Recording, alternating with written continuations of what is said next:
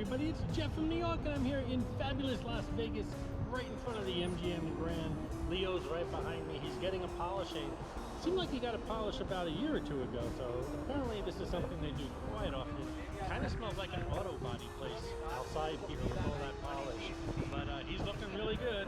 I am heading all the way to the Wynn Encore, so I'm going to do a walk along the strip, all along the east side. I just finished the west side. That's a separate video. So we're going to check out the east side now from right here where I'm standing in front of the MGM Grand all the way to the Wynn Encore. So come along.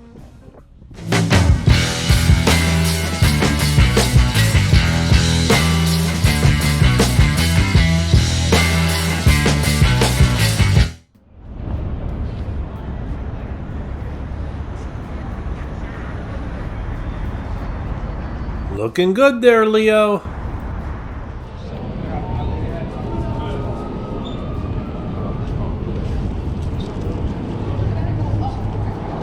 Will construction ever stop on the Las Vegas Strip?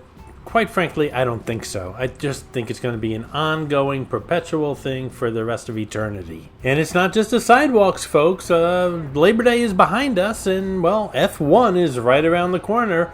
They started preparing for F1 right after Labor Day weekend, and I think the roads are going to be tied up once again. They said it's going to be better this year. We'll have to wait and see.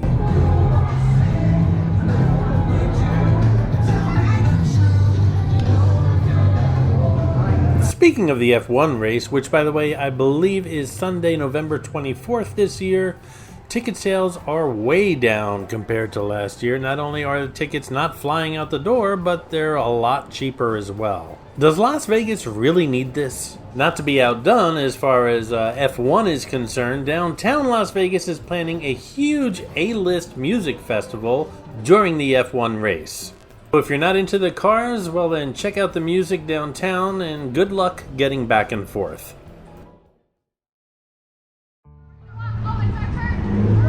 It's Luigi and Mario, barely holding their heads up.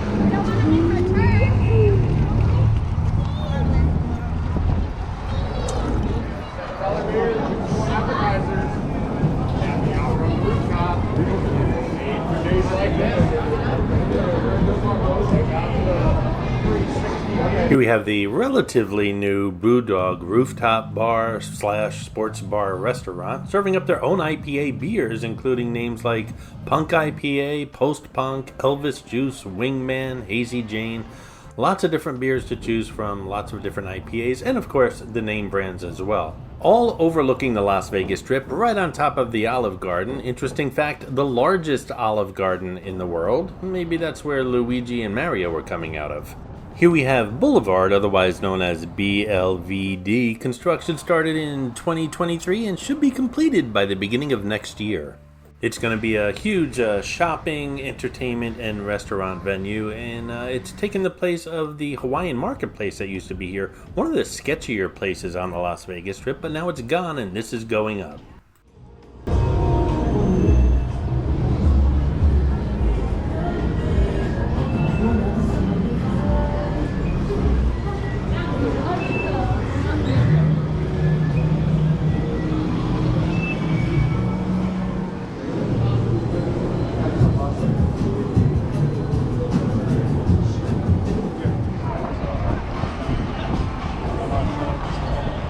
Hold on tight, one of the few working escalators here on the Las Vegas Strip. Shania Twain, her last show here at Planet Hollywood, Super Bowl weekend.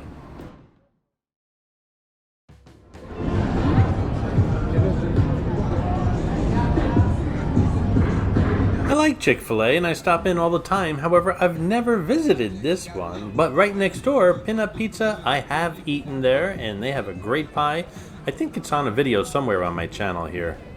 Chris Angel still going strong here at Planet Hollywood. Some people love the show and some people don't. Out of 5 stars it gets a 2.6, most of those either being I really liked it or I really hated it.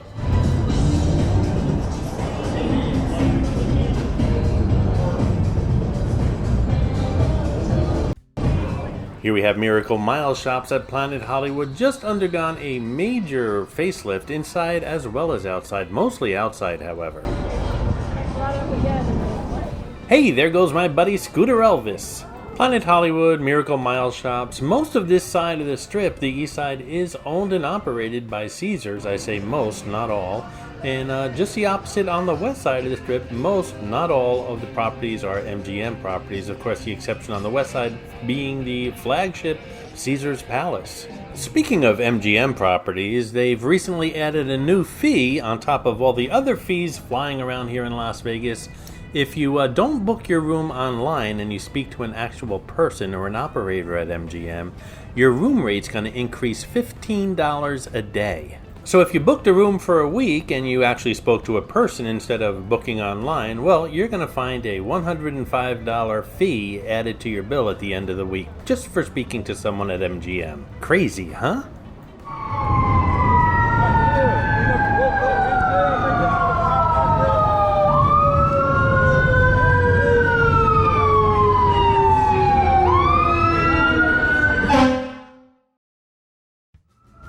Oh my goodness, Paris is burning! Just a joke, guys. It's the title of an old documentary.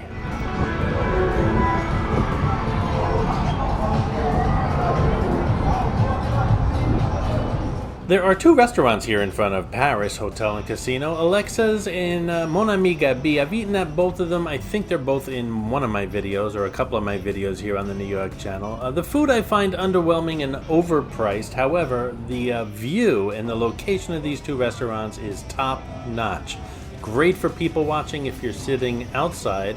You also have a view of those beautiful Bellagio fountains across the street. And if it's hot, you can sit inside as well.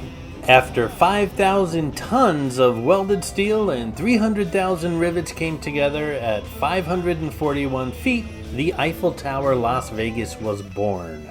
I failed to mention at the beginning of this video that the Tropicana, which is right where we started, is going to have an implosion party on October 8th at 2:30 in the morning.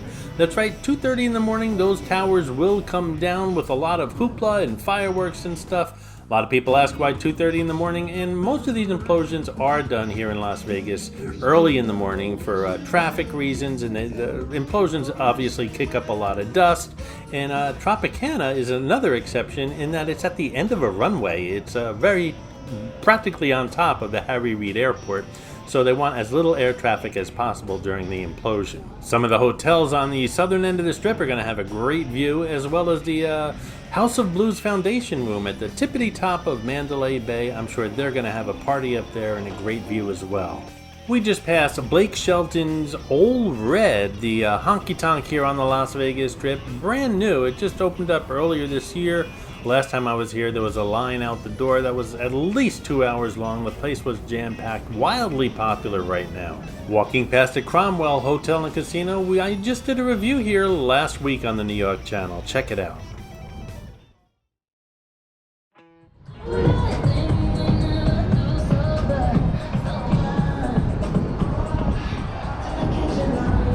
Across the street is Caesars Palace, and Adele, who has been doing her residency there pretty much all year long, has announced in Germany recently that she is going to finish up her residency here in Las Vegas in November and then take a long, long hiatus from singing and performing. While she didn't say how long, that residency here in Las Vegas was extremely successful, record-breaking ticket sales and record-breaking prices, as a matter of fact, as well. Also just recently announced, Janet Jackson is starting a residency here at Resorts World, up a little bit further north here on the Las Vegas Strip. She's doing 2 shows at the very end of the year, December 30th and 31st, New Year's Eve. And then she's coming back January and February for some more shows for a total of 10. Something tells me she's going to be there a lot longer. Coming upon the Carnival Court at Harrah's, an outdoor bar venue with live entertainment and some tables. Tables usually not open during the daytime, but sometimes are in the evening. It's a popular place, and it's still carrying that Mardi Gras theme that Harrah's used to have that they've mostly shaken off, however the correct way of saying that is. But this place still remains somewhat Mardi Gras-ish. By the way, when I say they have some tables that are open usually in the evening, of course I mean casino tables, not restaurant tables. Looks like Buddy Guy's Pizza Cake has taken over the Harrah's sidewalk.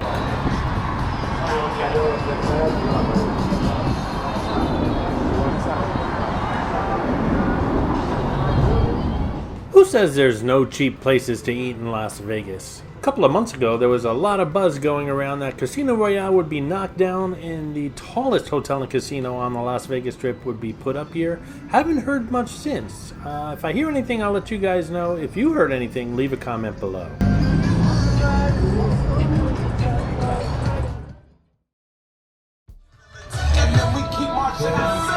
While the commentary on this video is current, the video was actually recorded earlier this summer, and a lot has gone on across the street in the past few weeks that, well, maybe you have or have not heard about. First of all, the volcano is gone. So are most of those palm trees. And while there's a lot of chatter with regards to where those signs are going to end up in the volcano, if anywhere, the Neon Museum has been mentioned, and there's a lot of news about the Neon Museum as well. The Neon Museum is closing its current location and moving to the Arts District here in Las Vegas, a much larger space which was actually a parking garage. Looking forward to that, and I'm looking forward to visiting the new Neon Museum once it's opened. And if you want to see the old one, well, there's a video here on the New York channel. I've seen it probably 30 times.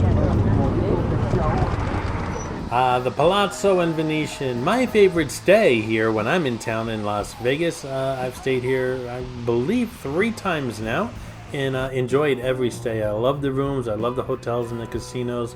It's kind of out of the way of the center strip and certainly out of the way of the southern end of the strip. But as the northern end of the strip continues to expand and develop, well, this place is pretty much becoming center strip and will be probably considered center strip in a decade or so.